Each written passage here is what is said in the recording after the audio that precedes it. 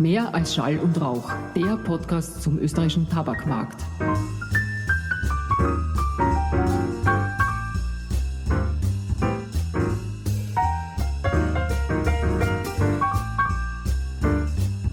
Herzlich willkommen zurück auch von meiner Seite.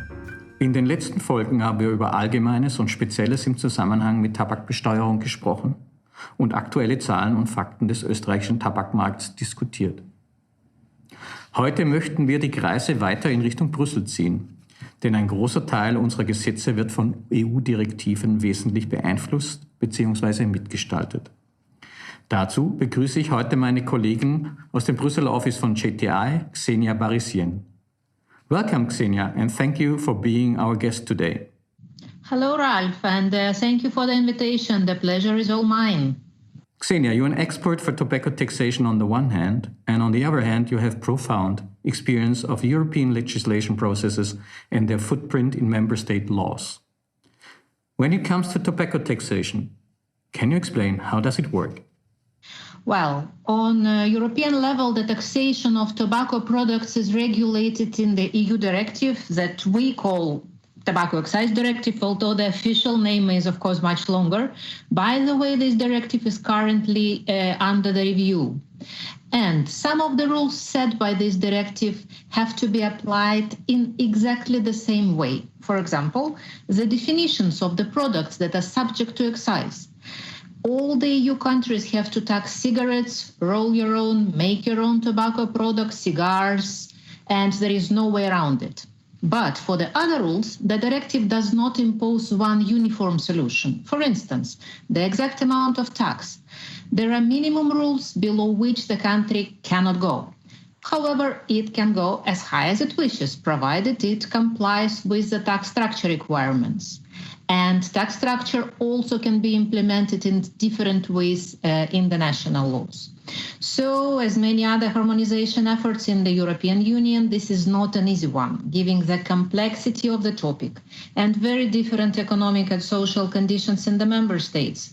So, when Austria decides on its tobacco excises, your government has to take many factors into account.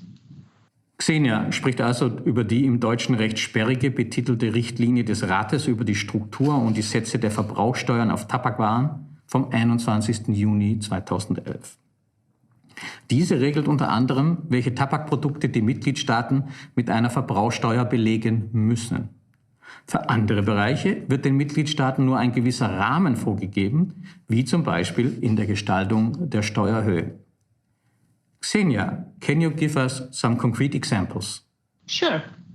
Austria, not the country with the highest taxes on tobacco products. At the same time, there are many countries with lower taxes and as a result, lower prices than in Austria. Why does it happen? Because these countries, same as Austria, decide on their taxes according to their national circumstances, such as local purchasing powers, public health policies, government revenue objectives, to mention just a few. And it becomes interesting and complicated when countries with differences in taxation and prices are neighbors. As we have freedoms of movement inside the EU, people can easily travel from one EU country to another and come back with cheaper products. And imagine people living in small countries so close to the border, they can do all their shopping in the neighboring country, if it is attractive price-wise. And for the cheaper tobacco products, some people are willing to travel even further. So in Austria, that also has some neighbors with cheaper tobacco products, it would be bad for Austrian budget if many Austrians buy the tobacco not in Austria but in other countries. Der Preislevel von Tabakprodukten sowie die Steuerhöhe auf diese wird auch von sozioökonomischen Rahmenbedingungen im jeweiligen Staat mitbestimmt. Zum Beispiel die generelle Einkommenshöhe der Bevölkerung. Interessant wird es dann, wenn aufgrund des Grundsatzes des freien Güterverkehrs innerhalb der Union es zu vermehrten Kauf von Tabakprodukten im benachbarten, niedrigpreisigeren Ausland kommt. Darüber haben wir auch in der letzten Folge unseres Podcasts gesprochen und dass die Pandemie dieses Phänomen im letzten Jahr massiv beeinflusst hat. Ksenija, is there anything that can be done about it? Well, there are several possibilities here. As the problem is caused by the price differences, one could think of opportunity to reduce these differences, right? So this can be done by avoiding, for example, steep and big tax increases, by encouraging neighboring countries to increase their taxes by way of, say, regional coordination, or by using EU Tobacco Excise Directive and suggesting to increase the minimum taxes there. I imagine it would not be easy to push this through. And you're absolutely right, Ralph. To increase the minimum taxes in the directive, it has to be agreed by unanimity, which means all the countries have to give their consent. So they will have to find a compromise between the countries supporting higher taxes and those with historically lower rates. This is because taxation matters are considered as sensitive ones, and more sovereignty is left to the member states than, for instance, in product regulation, where a qualified majority is enough to change the rules. Die Einigung auf höhere Mindeststeuersätze bedarf der Einstimmigkeit innerhalb der Union. Wenn man sich die unterschiedlichen Mitgliedstaaten ansieht, von Bulgarien bis nach Frankreich, kann man sich vorstellen, dass das Finden eines Kompromisses nicht einfach ist. Thank you, Ksenia. Indeed interesting. We learned that the harmonization that the European Tobacco Excise Directive aims to provide will be a real challenge.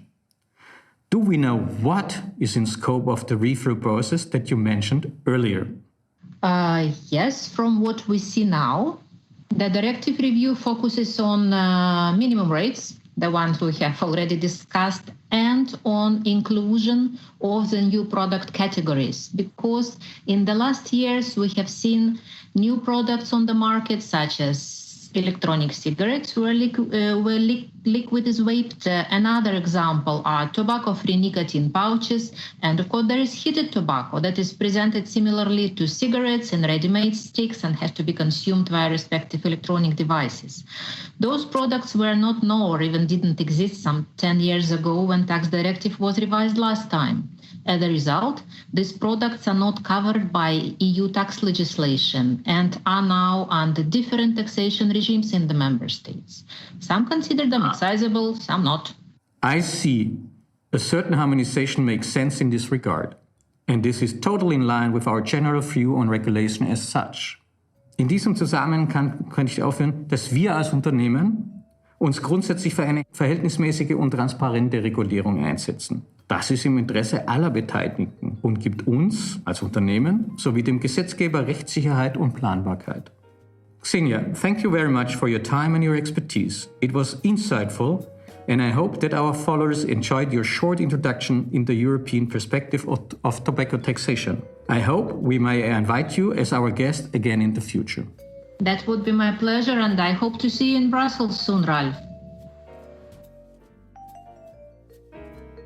Wir hoffen, Ihnen interessante Fakten geliefert zu haben und freuen uns, Sie bei der nächsten Folge unseres Podcasts wieder begrüßen zu können. Gerne können Sie den Podcast auf den gängigen Plattformen auch abonnieren. Bis zum nächsten Mal eine schöne Zeit, Ihr JTI-Podcast-Team.